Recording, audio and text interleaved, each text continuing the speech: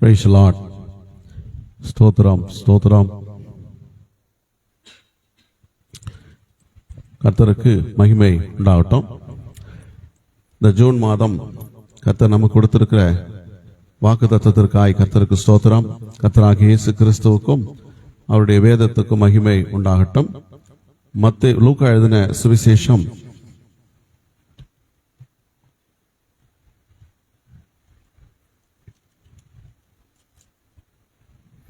3ஆம் அதிகாரம்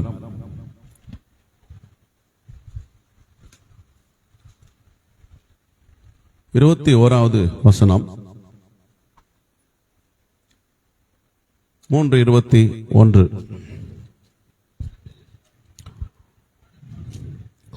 ஜனங்கள் எல்லாரும் ஞானஸ்நானம் பெற்றபோது இயேசுவும் ஞானஸ்நானம் பெற்று ஜெபம் பண்ணுகையில் வானம் திறக்கப்பட்டது. அல்லேலூயா. கர்த்தருக்கு மகிமை உண்டாகட்டும். இந்த ஜூன் மாதத்துல கர்த்தர் நமக்கு கொடுக்கிற வார்த்தை வானம் திறக்கப்பட்டது. அல்லேலூயா. வானம் திறக்கப்பட்டது. ஜனங்கள் எல்லாரும் ஞானஸ்நானம் பெற்ற பொழுது, யோவான் ஸ்நானகன் யோர்தான் நதியிலே ஞானஸ்நானம் கொடுத்து கொண்டிருக்கிற பொழுது ஜனங்கள் எல்லாரும் தங்கள் பாவங்களை அறிக்கை செய்து ஞானஸ்நானம் பெற்றுக் கொண்டிருக்கிறார்கள். அப்போ இயேசு கிறிஸ்து அங்க வர்றார். வந்து யோவான் ஸ்நானகனிடத்துல எனக்கும் ஞானஸ்நானம் கொடுங்க அப்படின்னு சொல்லி கேட்கிறார். அப்போ யோவான் ஸ்நானகன் சொல்றார், நான் உங்ககிட்ட ஞானஸ்நானம் எடுக்கணும், நீங்க எங்கிட்ட எடுக்கலாமான்னு. இல்ல, இப்படி எல்லா நீதியும் நிறைவேற்றுவது நமக்கு ஏற்றதா இருக்கிறதுன்னு சொல்றார். அப்ப இயேசு கிறிஸ்து ஞானஸ்நானம் பெற்று கரை ஏறின உடனே அவர் ஜெபம் பண்றார் வானத்தை நோக்கி. பரிசுத்த ஆவியானவர் புறாவை போல அவர் மேல இறங்கி வருகிறார். உடனே வானம் அவருக்கு திறக்கப்பட்டு பிதாவானவர் அவரோடு பேசுகிறார். நல்லா கவனிக்கணும். ஒரு மனுஷனுக்கு வானம் திறக்கப்பட வேண்டும் அப்படின்னா, பரலோகம் திறக்கப்பட வேண்டும் அப்படின்னா, முதலாவது அவன் மனம் திரும்பி இருக்க வேண்டும், பாவத்துக்கு மரிக்க வேண்டும், நீதிக்கு பிழைக்க தண்ணீரில் மூழ்கி ஞானஸ்நானம் எடுக்க வேண்டும். அப்பொழுது அவனுக்கு வானம் திறக்கப்படும். அல்லேலூயா. இயேசு கிறிஸ்து ஒரு முன்மாதிரியை நமக்கு இங்கே காண்பிக்கிறார், ஒரு கீழ்ப்படிதலை காண்பிக்கிறார். ஜனங்க எல்லாரும் ஞானஸ்நானம் பெற்ற பொழுது இயேசு ஞானஸ்நானம் எடுக்க வேண்டிய அவசியம் என்ன அப்படின்னு புரிந்து கொள்ளணும். இயேசு பாவம் இல்லாதவர், எந்த பாவத்தையும் செய்யாதவர். ஆனாலும் நம்மை போன்ற மனுஷ ரூபம் எடுத்தபடினாலே நமக்கு ஒரு முன்மாதிரியை காண்பிப்பதற்காக, நம்மோடு கூட அவர் ஐக்கியமா இருப்பதற்கு ஒரு அடையாளத்தை காண்பிக்கிறதற்காக இந்த பூமிக்கு வந்து ஞானஸ்நானத்தை எடுத்து ஒரு பெரிய கீழ்ப்படிதலையும் முன்மாதிரியும் நமக்கு வெளிப்படுத்தினார். பொதுவாகவே யூதர்கள் ஒவ்வொரு பண்டிகைக்கும் ஞானஸ்நானம் எடுப்பாங்க. பஸ்கா பண்டிகைக்கும் ஞானஸ்நானம் எடுப்பாங்க. ஞானஸ்நானம் எடுக்கிறது அவங்களுக்கு ஒரு வழக்கமாக இருந்தது, அடிக்கடி எடுப்பாங்க. ஆனா இங்கே எடுத்த ஞானஸ்நானத்துக்கான அர்த்தம் என்ன அப்படின்னா, ஒரு மனுஷன் தன்னுடைய பாவ வாழ்க்கையை விட்டு மரித்து பரலோகத்துக்கு போகிறதான ஒரு மனம் திரும்புதலுக்குரிய வாழ்க்கை வாழ்வதற்கு ஞானஸ்நானத்தை இயேசு இங்கே அடையாளப்படுத்துகிறார். அல்லேலூயா. ஸ்தோத்திரம். கர்த்தர் நல்லவர். ஒரு மனுஷன் பாவத்துக்கு மரித்து இயேசு கிறிஸ்துவுக்குள்ள புதிய வாழ்க்கைக்கு தன்னை ஆயத்தப்படுத்தும் போதுதான் ஜெபத்திற்கான வல்லமை வெளிப்படும். இயேசு ஜெபம் பண்ணும் போது பரலோகம் திறக்கப்படுகிறது. வசனம் இங்க என்ன போட்டிருக்குன்னா, ஞானஸ்நானம் பெற்று, இயேசுவும் ஞானஸ்நானம் பெற்று ஜெபம் பண்ணுகையில். அப்ப ஜெபம் எப்படி பண்ணணும்? ஞானஸ்நானம் பெற்று ஜெபம் பண்ணுகையில் வானம் அவருக்கு திறக்கப்பட்டதுன்னு மத்தேயு சுவிசேஷத்துல வாசிக்கிறோம். அப்போ மனம் திரும்புதல் இல்லாமல் ஒரு மனுஷனுடைய வாழ்க்கையிலே பரலோகம் என்பது திறக்கப்படாத ஒன்று.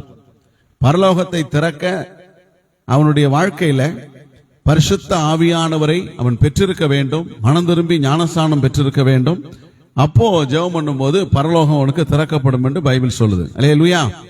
இந்த ஜூன் மாதத்துல ஒவ்வொரு தேவனுடைய பிள்ளைகளுக்கும் கர்த்தர் வானத்தை திறப்பார். அல்லேலூயா. நம்ம விசுவாசிக்கணும், ஆண்டவர் எனக்கான வானத்தை கர்த்தர் திறக்க போகிறார். அல்லேலூயா. பரலோகம் ஒன்றுதான், ஆனால் எல்லாருக்கும் அது திறக்கப்படுவது இல்லை. எல்லாருக்கும் அது திறக்கப்படுறது இல்லை. யாருக்கு திறக்கணும்னு தேவன் தீர்மானிக்கிறாரோ, யாருடைய வாழ்க்கையிலே மனம் திரும்புதல் இருக்கிறதோ, யாருடைய வாழ்க்கையிலே பரிசுத்த ஆவியினால் உண்டான ஜெபம் இருக்கிறதோ, அவங்களுக்கு வானம் திறக்கப்படுகிறது. அல்லேலூயா.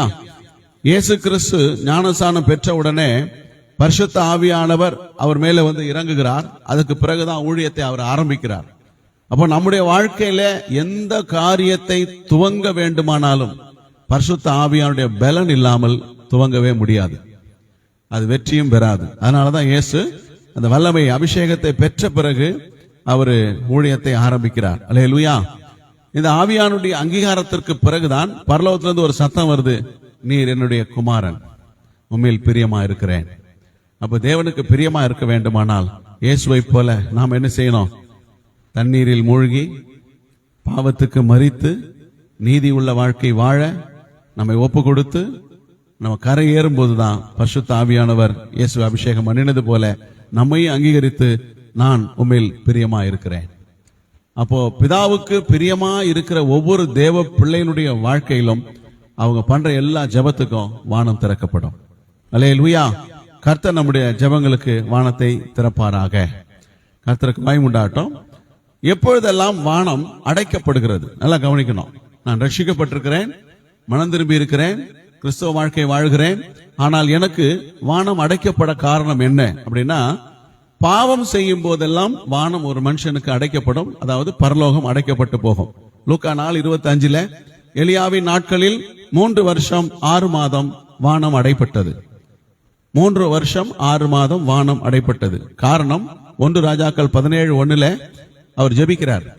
இஸ்ரவேல் ஜனங்கள் பாவம் செய்தபடினாலே, இஸ்ரவேல் ஜனங்கள் விக்கிரக ஆராதனை செய்தபடினாலே, தேவனை விட்டுவிட்டபடினாலே கர்த்தர் 3.5 வருஷம் இஸ்ரவேல் சமாரியாவில ஒரு பெரிய பஞ்சத்தை கர்த்தர் உண்டாக்கினார். அந்த பஞ்சம் 3.5 வருஷம் இருந்தது. காரணம் பாவம். அப்ப தேவனுடைய பிள்ளைகளுடைய வாழ்க்கையில பாவம் இருக்குமானால் அவனுக்கு மட்டும் பரலோகம் அடைக்கப்படும், வானம் அடைக்கப்படும். அல்லேலூயா. கர்த்தருக்கு மகிமை உண்டாகட்டும். இரண்டாவது ஏன் வானம் அடைக்கப்படுகிறது அப்படின்னா, ஆகாய் புஸ்தகம் 1ஆம் அதிகாரத்துல 10 வசனம் சொல்லுது, நான் உங்கள் மேல் இருக்கிற அதனால் உங்கள் மேல் இருக்கிற வானம் பனியை பெய்யாமலும் பூமி பலனை கொடாமலும் பெயிற்று. 9ஆம் வசனம், அதிகமாய் வரும் என்று நீங்கள் எதிர்பார்த்திருந்தும் கொஞ்சமாய் கிடைத்தது. நீங்கள் அறுத்து கொண்டு வீட்டுக்கு கொண்டு வந்தாலும் நான் அதை ஊதி போடுகிறேன். எது நிமித்தம் என்றால், என் வீடு பாழாய் இருக்கும் போது நீங்கள் எல்லாரும் அவனவன் தன் தன் வீட்டிற்கு ஓடி போகிறீர்களே, இதனாலதான் வானம் பனியையும் மழையையும் பெய்யவில்லை, வானம் அடைக்கப்பட்டு போயிற்று அப்படிங்கிறார். அப்ப என்னன்னா, தேவாலயத்தை கட்டாமல் போனால் வானம் அடைக்கப்படுகிறது அப்படின்னா, நம்முடைய வாழ்க்கையை ரொம்ப கேர்லெஸ்ஸா போனா போட்டோம் பார்த்துக்கலாம் அப்படின்னு தேவாலயமாகிய நம்முடைய சரீரத்தை கவலைப்படாமல், அக்கறை கொள்ளாமல், நம்முடைய வாழ்க்கையை கர்த்தருக்கு ஒப்பு கொடுக்காமல், ஒரு நல்ல வாழ்க்கை வாழ்வதற்கு கட்டுவதற்கு ஒரு கருத்து இல்லாமல் அதை விட்டுவிடும் போது நமக்கு வானம் அடைக்கப்படுகிறது. அல்லேலூயா. கர்த்தருக்கு மகிமை உண்டாகட்டும். நீங்க 11ஆம் வசனத்துல வாசிக்கும் போது, நிலத்தின் மேலும் மலைகளின் மேலும் தானியத்தின் மேலும் புது திராட்சரசத்தின் மேலும் எண்ணெயின் மேலும் பூமியில் விளைகிற எல்லாவற்றின் மேலும் மனுஷரின் மேலும் மிருகங்கள் மேலும் கைப்பாடு அனைத்தின் மேலும் வறட்சியை வருவித்தேன். அதனால ஆலயமாகிய நம்முடைய வாழ்க்கையை கட்டி எழுப்ப நாம் ஒப்பு கொடுக்க வேண்டும். அல்லேலூயா. அப்போ வானம் திறக்கப்படும். சோத்திரம். பாவிகளுக்கு வானம் எப்படி திறக்கப்படும்? அதாவது பாவம் செய்தவர்களுக்கு கூட வானம் திறக்கப்படுகிறது. அது எப்படிப்பட்ட விதத்திலே திறக்கப்படுகிறது என்று வேதம் சொல்லுது. ஒரு மனுஷன் பாவம் செய்கிறான் அப்படின்னா வானம் அடைக்கப்பட்டு போவது மாத்திரமல்ல, அவனுக்கு திறக்கவும் செய்கிறது. அது எப்படின்னு பைபிள் சொல்லுது. ஆதியாகமம் 19 13வது வசனம், நாங்கள் இந்த ஸ்தலத்தை அழிக்க போகிறோம், இவர்கள் கூக்குரல் கர்த்தருடைய சமூகத்தில் பெரிதா இருக்கிறது, இதை அழிக்க கர்த்தர் எங்களை அனுப்பினார் என்றார்கள். அப்பொழுது வானத்திலிருந்து கந்தகத்தை அக்கினியை வர்ஷிக்க பண்ணி சோதோம் கோமரா பட்டணத்தை கர்த்தர் அழித்து போட்டார். அப்போ பாவிகளுடைய கூக்குரல் அதிகமாகும் போது, பாவம் அதிகமாகும் போது, அது பரலோகத்தை தொந்தரவு செய்யும் போது வானத்திலிருந்து அக்கினி இறங்கி வந்து அவர்களை அழித்து போட்டது என்று வாசிக்கிறோம். அல்லேலூயா.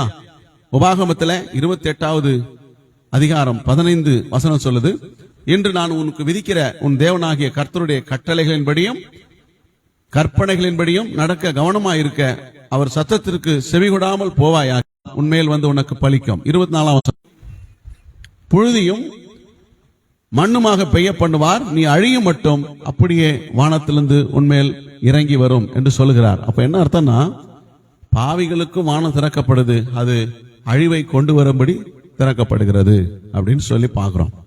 இதெல்லாம் தேவனுடைய பிள்ளைகள் எப்படி தங்களுடைய வாழ்க்கையை அமைக்க வேண்டும் என்பதை உணர்த்துகிறது.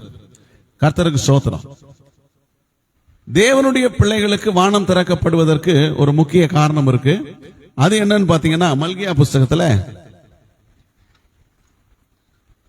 3ஆம் அதிகாரம் 8, 9, 10, 11 வசனங்கள்ல வாசிக்கும் பொழுது, மனுஷன் தேவனை வஞ்சிக்கலாமா? நீங்களோ என்னை வஞ்சிக்கிறீர்கள். எதிலே உம்மை வஞ்சித்தோம் என்று கேட்கிறீர்கள், தசமபாகத்திலும் காணிக்கைகளிலும் தானே. நீங்கள் சபிக்கப்பட்டவர்கள், என் ஜனத்தாராகி நீங்கள் எல்லாரும் என்னை வஞ்சித்தீர்கள். 10ஆம் வசனம், என் ஆலயத்தில் ஆகாரம் உண்டாயிருக்கும்படி தசம பாகங்களை எல்லாம் பண்டசாலையிலே கொண்டு வாருங்கள். அப்பொழுது நான் வானத்தின் பலகணிகளை திறந்து இடங்கொள்ளாமல் போகுமட்டும் உங்கள் மேல் ஆசீர்வாதத்தை வர்ஷிக்க மாட்டோனோ வென்று அதனால் என்னை சோதித்து பாருங்கள் என்று சேனைகளின் கர்த்தர் சொல்கிறார். 11, பூமியின் கனியை பட்சித்து போடுகிறவைகளை உங்கள் நிமித்தம் கண்டிப்பேன்.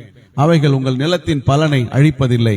வெளியில் உள்ள திராட்சை கொடி பழமில்லாமற் போவதும் இல்லை என்று சேனைகளின் கர்த்தர் சொல்லுகிறார். அல்லேலூயா. கர்த்தர் தேவனுடைய சமூகத்திலே அவருக்கு செலுத்த வேண்டிய தசமபாகம் என்கிற ஆராதனையை கை கொள்ளாமல் போனால் வானம் அடைக்கப்படுகிறது, கை கொண்டால் வானத்தின் பலகணிகள் திறக்கப்படுகிறது. அப்ப நமக்கு வானம் திறக்கப்படும். இந்த மாதிரி கற்பனைகளை கை கொள்ளும் போது தேவன் நமக்கு வானத்தை திறக்கிறார். அல்லேலூயா. கர்த்தருக்கு மகிமை உண்டாகட்டும். ஒரு 3 விதமான ஆசீர்வாதங்கள் வானம் திறக்கப்படும் பொழுது நமக்கு உண்டாகிறது. தேவனுடைய பிள்ளைகளுக்கு கர்த்தர் கொடுக்கிற வாக்குத்தத்தம், அவருடைய வார்த்தையின்படி வாழும்போது, அவருக்கு தங்களை ஒப்பு கொடுக்கும் போது, அவருக்காகவே தங்களை அர்ப்பணிக்கும் போது அவங்களுக்கு வானம் எப்படி திறக்கப்பட்டு அவர்கள் ஆசீர்வதிக்கப்படுகிறார்கள் என்பதை வேதம் சொல்லுகிறது. உபாகமம் 28ஆம் அதிகாரம் 12வது வசனம், ஏற்ற காலத்தில் உன் தேசத்தில் மழை பெய்யவும் நீ கையிட்டு செய்கிற வேலையிலெல்லாம் ஆசீர்வதிக்கவும் கர்த்தர் உனக்கு தமது நல்ல பொக்கிஷ சாலையாகிய வானத்தை திறப்பார். அநேகம் ஜாதிகளுக்கு கடன் கொடுப்பாய், நீயோ கடன் வாங்காதிருப்பாய். அல்லேலூயா. வேதம் சொல்லுகிறது, நல்ல பொக்கிஷ சாலையாகிய வானத்தை அது பரலோகம் என்று குறிப்பிடப்படுகிறது. அல்லேலூயா. இப்ப வானம் திறக்கப்பட வேண்டும் அப்படின்னா, நல்ல பொக்கிஷ சாலை திறக்கப்பட வேண்டும் அப்படின்னா, உன் தேசத்துல சரியான நேரத்திலே மழை பெய்ய வேண்டும் அப்படின்னா நாம் என்ன செய்ய வேண்டும்? 1-2 வசனங்கள். இன்று நான் உனக்கு விதிக்கிற உன் தேவனாகிய கர்த்தருடைய கட்டளைகளின்படி அவருடைய சத்தத்துக்கு உண்மையாய் செவி கொடுத்தா வைப்பார். அப்படின்னா என்ன அர்த்தம்?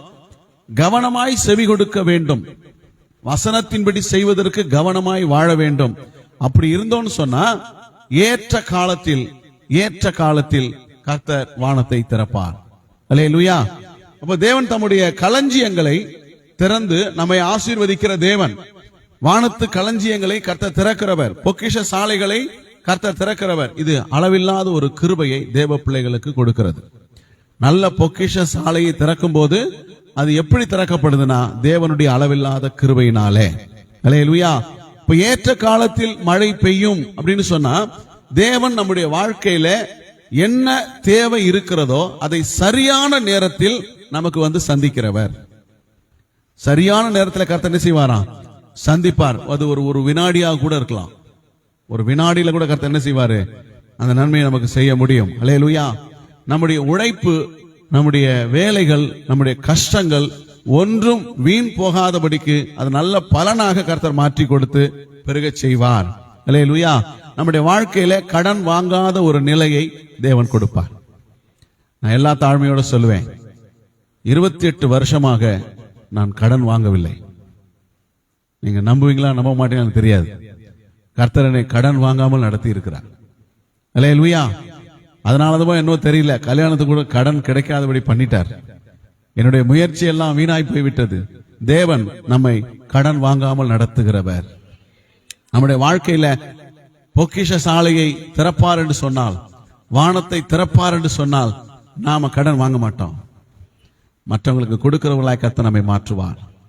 நம்மளை ஆசீர்வதிக்கிற கர்த்தர் அளவில்லாத கிருபை நம்மை நடத்தி கொண்டு வருகிறது. எத்தனை பேர் விசுவாசிக்கிறீங்க? அல்லேலூயா. கர்த்தருக்கு மகிமை உண்டாகட்டும். சங்கீதம் 78 இஸ்ரவேல் ஜனங்களுக்கு நெருக்கம் உண்டான போது தேவன் எப்படி கிரியை செய்தார்? 23ஆம் வசனம். அவர் உயரத்தில் உள்ள மேகங்களுக்கு கட்டளையிட்டு வானத்தின் கதவுகளை திறந்து மன்னாவை அவர்களுக்கு ஆகாரமாக வர்ஷிக்க பண்ணி வானத்தின் தானியத்தை அவர்களுக்கு கொடுத்தார். அப்படின்னு சொன்னா இந்த இடத்துல வானம் என்று சொல்லப்படும் வார்த்தைக்கு பரலோகம் என்று அர்த்தம். இப்ப தேவன் பரலோகத்தை திறக்கிறார். யோவான் 3:35 35வது வசனத்துல வாசிக்கும் பொழுது இயேசு கிறிஸ்துவை குறித்து யோவான் ஸ்நானகன் சொல்லக்கூடிய ஒரு அருமையான வார்த்தை உண்டு.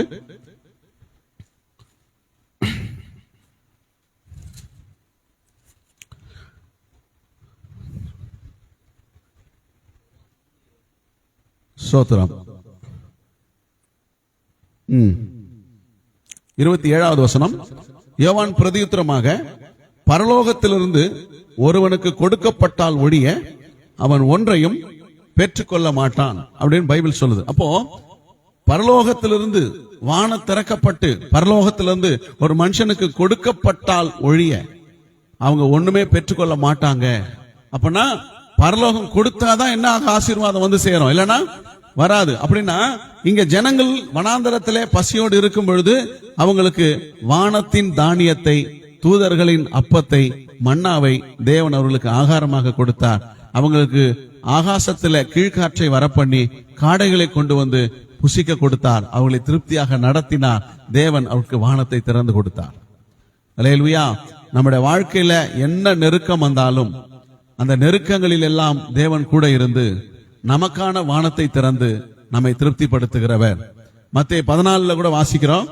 அப்பொழுது அவர் 19ஆம் வசனம், அவர் ஜனங்களை புல்லின் மேல் பந்தி இருக்க கட்டளையிட்டு 5 அப்பங்களையும் அந்த 2 மீன்களையும் எடுத்து வானத்தை அண்ணாந்து பார்த்து ஆசீர்வதித்து அப்பங்களை பிட்டு சீஷர்களுக்கு கொடுத்தார்.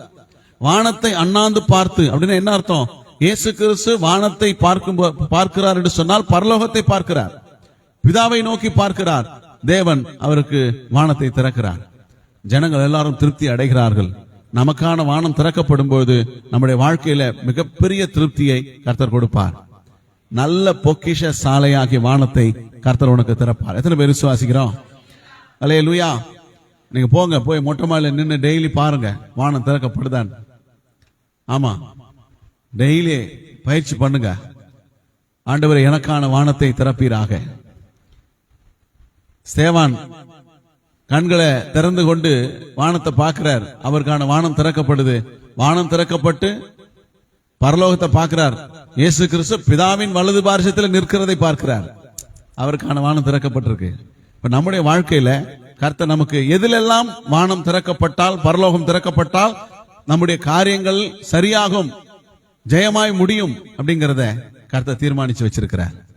கண்டிப்பா நமக்கு கர்த்தர் வானத்தை திறப்பார். வானத்தை திறப்பார்னா நல்ல பொக்கிஷ சாலையை கர்த்தர் திறப்பார். அல்லேலூயா. கர்த்தருக்கு மகிமை உண்டாகட்டும். 2வது, பெரிதானவைகளை காண்பாய். கர்த்தர் பெரிதானவைகளை நம்முடைய கண்கள் காண செய்யும்படி ஆசீர்வதிக்கிற தேவன். யோவான் 1ஆம் அதிகாரம் 50-51. இயேசு அவனுக்கு பிரதியுத்தரமாக, அத்திமரத்தின் கீழே உன்னை கண்டேன் என்று உனக்கு சொன்னதினாலேயா விசுவாசிக்கிறாய்? இதிலும் பெரிதானவைகளை காண்பாய் என்று சொன்னார். பின்னும் அவர் அவனை நோக்கி, வானம் திறந்திருக்கிறதையும் தேவதூதர்கள் மனுஷகுமாரனிடத்திலிருந்து ஏறுகிறதையும் இறங்குகிறதையும் நீங்கள் இது முதல் காண்பீர்கள் என்று மெய்யாகவே உங்களுக்கு சொல்லுகிறேன் என்று சொன்னார். அல்லேலூயா. அப்போ வானம் திறக்கப்படும் பொழுதுதான் பெரிதானவைகளை காண முடியும். கர்த்தர் நமக்கு வானத்தை திறப்பார். நாம் பெரிதானவைகளை காண போகிறோம். எத்தனை பேர் விசுவாசிக்கிறீங்க? அல்லேலூயா. இப்ப தேவன் நம்மை ஆசீர்வதிக்க வேண்டுமானால் நமக்கான வானத்தை திறந்தால் மட்டுமே நம்மை கர்த்தர் ஆசீர்வதிக்க முடியும். அல்லேலூயா. ஒரு பெரிய ஆச்சரியம் என்னன்னா, இயேசு ஜெபம் பண்ணி கரையேறின உடனே ஜெபம் பண்ணி வானத்தை பார்க்கிறாரு. வானம் அவருக்கு திறக்கப்பட்டுருச்சு. இப்ப நமக்கு எத்தனை பேருக்கு இந்த அனுபவம் இருக்கிறது? எப்பெல்லாம் நம்ம ஜெபிக்கிறோமோ அப்பெல்லாம் நம்முடைய ஜெபம் பரலோகத்துக்கு போகும்போது நமக்கான நன்மையை கொடுக்க கர்த்தர் வானத்தை திறக்கிறார்.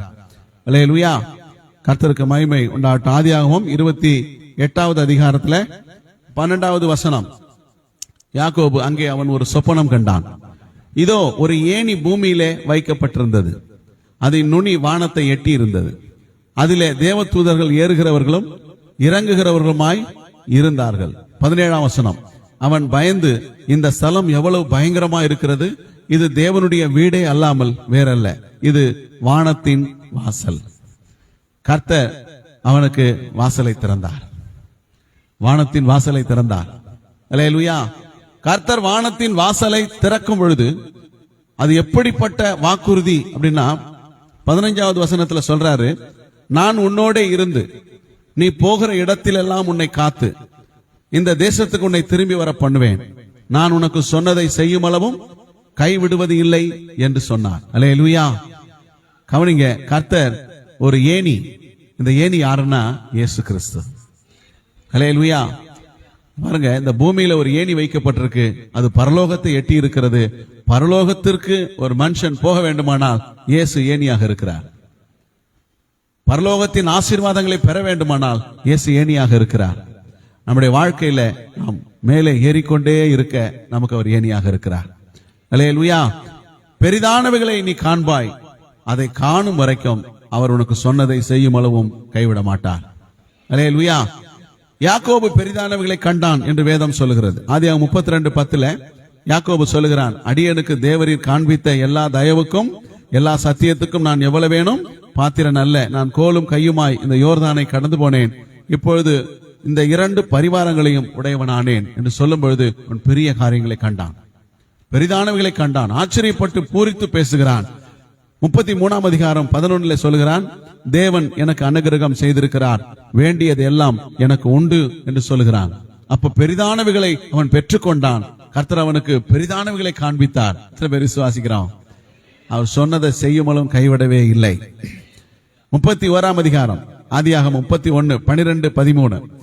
அப்பொழுது அவர், உன் கண்களை ஏறெடுத்து பார், ஆடுகளோடு பொலியும் கடாக்கள் எல்லாம் கலப்பு நிறமும் புள்ளியும் வரியும் உள்ளவைகளாய் இருக்கிறது, லாபான் உனக்கு செய்கிற யாவையும் கண்டேன். அல்லேலூயா.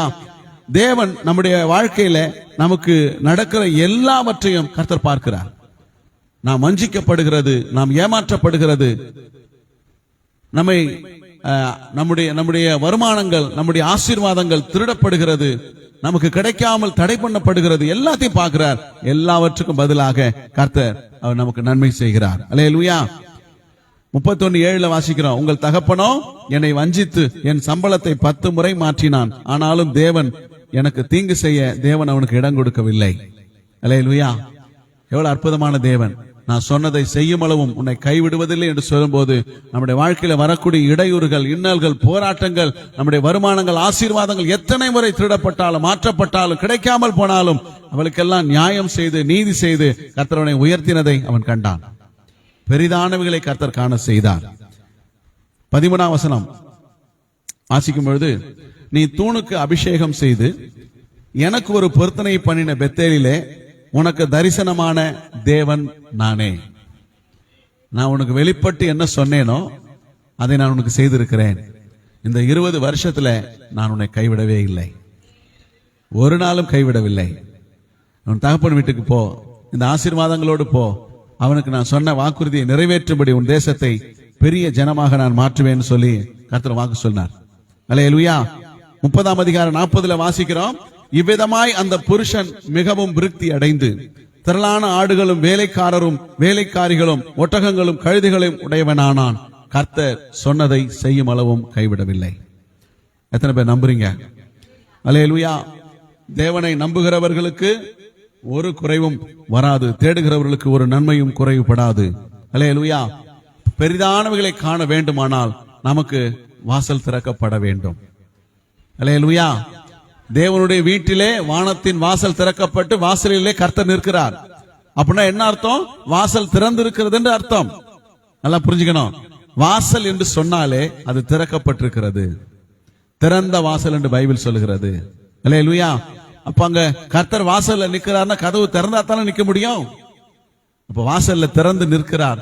ஏணியை உன் வீட்டிலே போட்டிருக்கிறார். பூமியில ஏணி இருக்குன்னா என்ன அர்த்தம்? ஏணி என் வீட்டிலே போடப்பட்டிருக்கிறது. நம் சபையிலே போடப்பட்டிருக்கிறது, உன் வாழ்க்கையிலே போடப்பட்டிருக்கிறது. இயேசு ஏணியாக இருந்து உனக்கு சொன்னதை செய்யும் அளவும் கைவிட மாட்டார். நீ பெரிதானங்களை கர்த்தர் காண செய்வார். எத்தனை பேர் விசுவாசிக்கிறோம்? மூன்றாவது பரிசுத்த ஆவியினால் ரட்சிப்பு. வானம் திறக்கப்படும் போது பரிசுத்த ஆவியினால் நாம் ரட்சிக்கப்பட்டு நம்முடைய குடும்பங்கள் ஆதாயமாக்கப்படும். அப்போஸ்தலர் 10ஆம் அதிகாரம் 11வது வசனம். வானம் திறந்திருக்கிறதாகவும் 4 முனைகளும் கட்டப்பட்ட பெரிய துப்பட்டியை போல ஒரு விதமான கூடு தன்னிடத்தில் இறங்கி தரையில் விடப்பட்டிருக்கிறதாகவும் பேதுரு கண்டான்.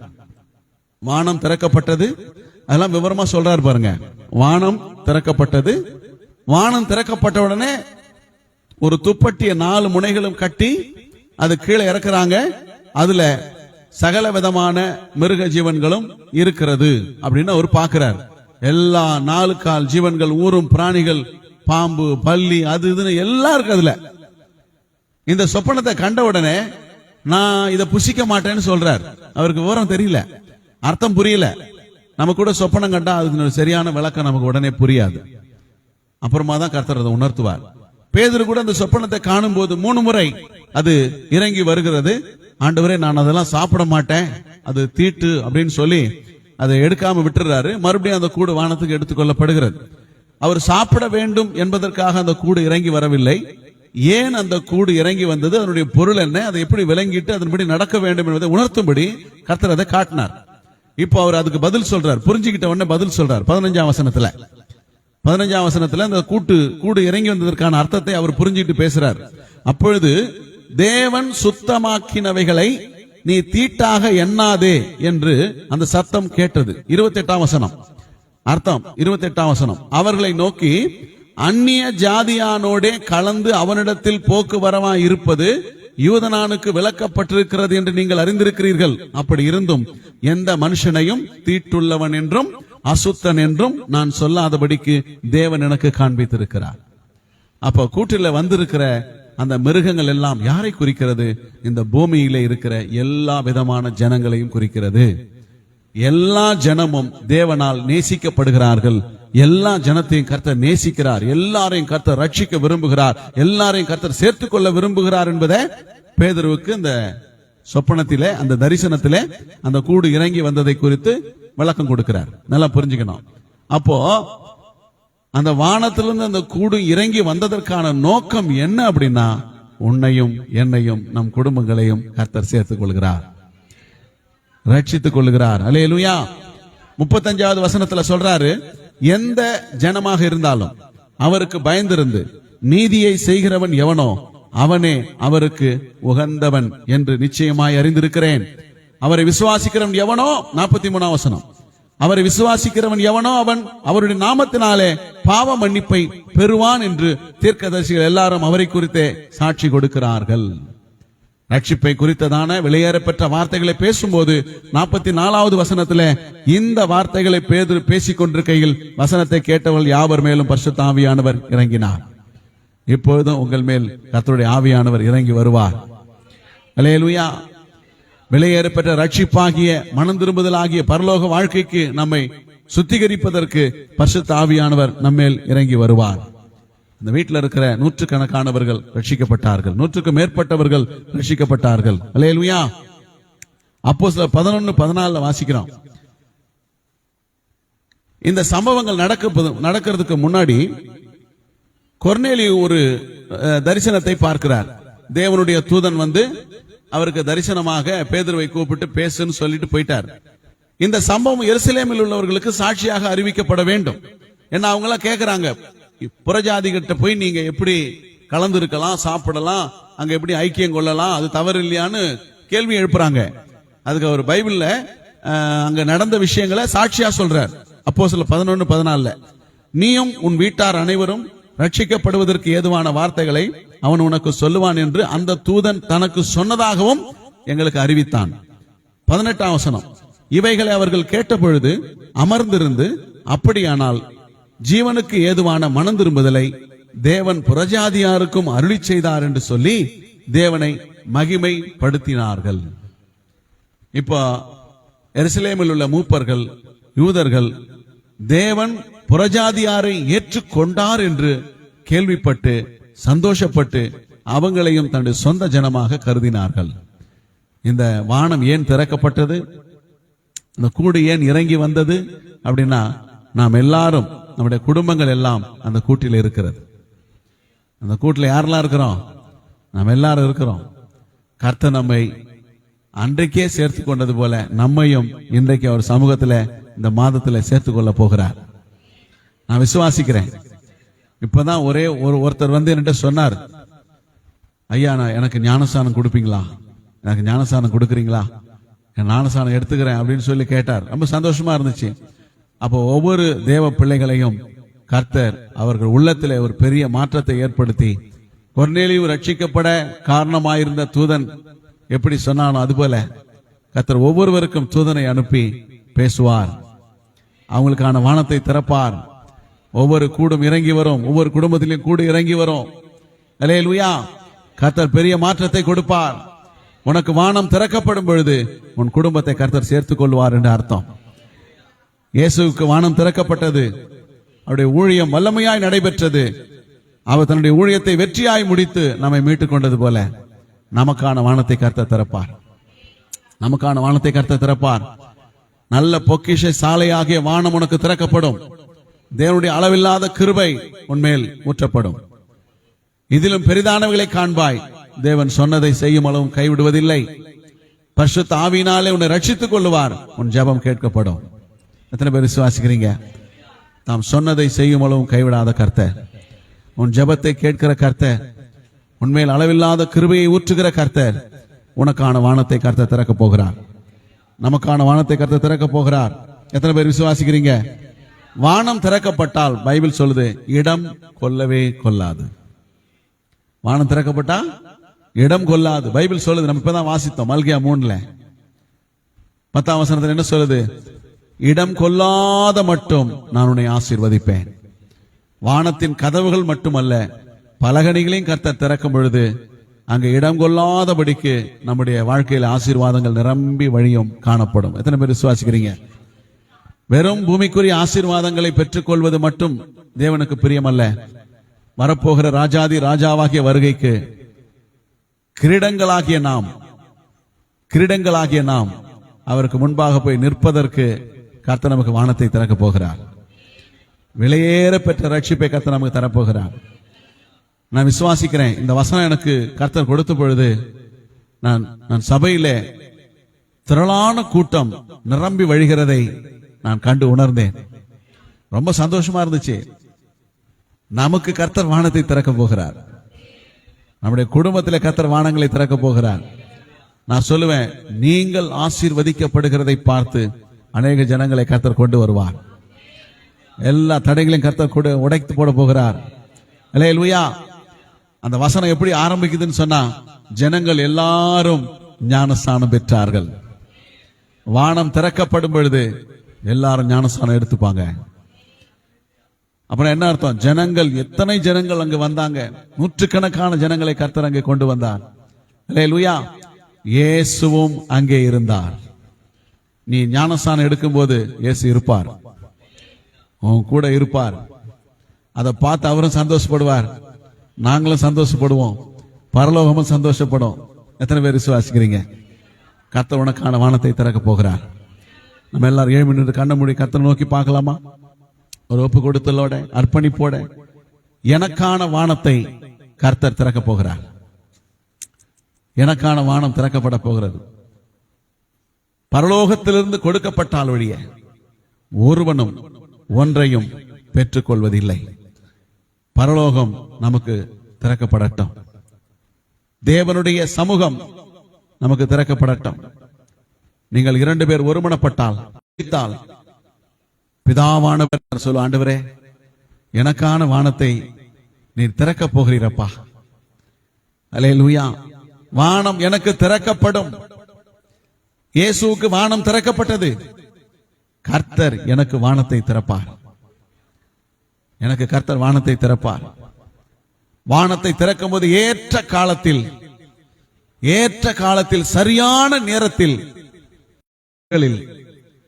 தேவன் முன்மாறி மழை, விதையை வளமாக்கி விதையை வளர செய்து விதைக்கு நல்ல மணிகளை கொடுத்து போஷாக்கை கொடுக்கிறது. பிந்தைய மழை அறுவடைக்கு வளமாக்குவதற்காக அது மேல் பெய்கிறது. முன்மாறியும் பின்மாறியுமாக கர்த்தர் மழையை வானத்திலிருந்து நமக்கு கொடுப்பார். நம்முடைய வாழ்க்கை முன்னும் பின்னும் ஆசீர்வதிக்கப்பட கர்த்தர் நம்மை ஆசீர்வதிப்பார். உள்ளும் புறம்பும் சென்று அவன் மேய்ச்சலை கண்டடைவான்னு சொன்னது போல தேவன் இந்த பூமியிலையும் சமாதானம் உள்ள வாழ்க்கையை தருகிறார்.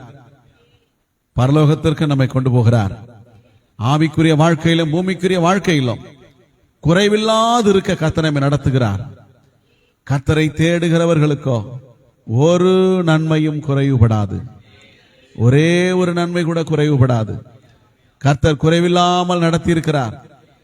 அல்லேலூயா. கர்த்தர் உனக்கான வானத்தை திறப்பார். தேவ பிள்ளையே, உன்னுடைய மனசுல எத்தனையோ விதமான சந்தேகங்கள் இருக்கலாம். உன்னுடைய மனசுல எத்தனையோ தடைகள் இருக்கலாம், போராட்டங்கள் இருக்கலாம். ஆனா இன்றைக்கு உனக்கு ஒரு நல்ல வாய்ப்பை கர்த்தர் தருகிறார். உனக்காக நான் வானத்தை திறப்பேன். உனக்கான வானம் திறக்கப்படும். இந்த மாதிரி சூழ்நிலைகளை பயன்படுத்தி நாம் கர்த்தருக்கு மேல அந்த ஏணியில ஏறி போயிடணும். தேவ தூதர்கள் மட்டும் அந்த ஏணியில ஏறுகிறார்கள் இறங்குகிறார்கள் என்று அல்ல, அது உனக்காகவும் போடப்பட்டிருக்கிறது. அந்த ஏணியில நீயும் ஏற வேண்டும். அந்த ஏணியில நீயும் ஏறி போக வேண்டும். வானத்தின் வாசலிலே நிற்கிற கர்த்தரை அந்த ஏணி சந்திக்கிறது. அதில் ஏறுவதற்கு நீ ஆயத்தமாக இருக்க வேண்டும். வானத்தின் வாசலை கர்த்தர் திறக்கிறார். வானத்தை திறக்கிறார். வானத்தின் கதவுகளை திறக்கிறார். வானத்தின் பலகணிகளை திறக்கிறார். நமக்காக பரலோகம் திறந்திருக்கிறது. ஜெபத்தை கேட்க பிதாவானவர் வலது பாரிசத்தில் இருக்கிறார். ஜெபம் கேட்க வேண்டும் என்று இயேசு கிறிஸ்து அவரோடு பரிந்து பேசுகிறார். அல்லேலூயா. பரிசுத்த ஆவியை பெற்றவராய் கரை ஏறி வானத்தை அண்ணாந்து பார்த்த உடனே வானம் அவருக்கு திறக்கப்பட்டது. நாமும் நம்முடைய கண்களை ஏறெடுத்து பார்க்கும்போது கர்த்தர் நமக்கான வானத்தை திறப்பார். நமக்கான ஜெபத்துக்கான பதிலை கர்த்தர் கொடுப்பார். அல்லேலூயா. இனிமேல் கர்த்தர் நம்முடைய வாழ்க்கையில இந்த ஜூன் மாதம், இந்த 6 மாதங்கள் 5 மாதம் கடந்து வர பண்ணியிருக்கிறார். இந்த 6வது மாதம் முதல் நம்முடைய வாழ்க்கையில படிப்படியாய் நாம் ஒவ்வொரு படிக்கட்டுகளாக ஏணி மேல ஏறி போய்கொண்டே இருக்க கர்த்தர் கிருபை செய்வாராக. இனி ஏறுமுகமாய் கர்த்தர் நமக்கு உதவி செய்வாராக. அல்லேலூயா. அல்லேலூயா. இறங்குவது தேவ தூதர்களா இருக்கட்டும், ஏறுவது நாமாக இருக்கட்டும். அல்லேலூயா. எத்தனை பேர் விசுவாசிக்கிறோம்? எத்தனை பேர் நம்புறோம்? கர்த்தர் மகத்தான கிரியைகளை செய்ததார் என்று வேதம் சொல்லுகிறது. மகத்தான கிரியைகளை கண்டார்கள் என்று வேதம் சொல்லுகிறது. நம்முடைய வாழ்க்கையில மகத்தான காரியங்களை காணும்படி கர்த்தர் கிருபை செய்வார். இதிலும் பெரிதானவைகளை காண போகிறாய், இதிலும் பெரிதானவைகளை காண்பாய் என்று இயேசு சொன்னார்னா அது நிச்சயமா நடக்கும். இயேசு சொன்ன வார்த்தையில ஒருபோதும் பொய் இருக்காது. நம்முடைய வாழ்க்கையிலும் கூட இனி பெரிதானவைகளை காணும்படி கர்த்தர் கிருபை செய்ய போகிறார். பெரிதானவைகளை காணும்படி கர்த்தர் கிருபை செய்ய போகிறார். எல்லாரும் கையை தட்டி கர்த்தரை மகிமைப்படுத்துவோமா? ஆண்டவரே, என்னுடைய வாழ்க்கையில நான் பெரிதானவைகளை காண போகிறேன், பெரிதானவைகளை காண போகிறேன்.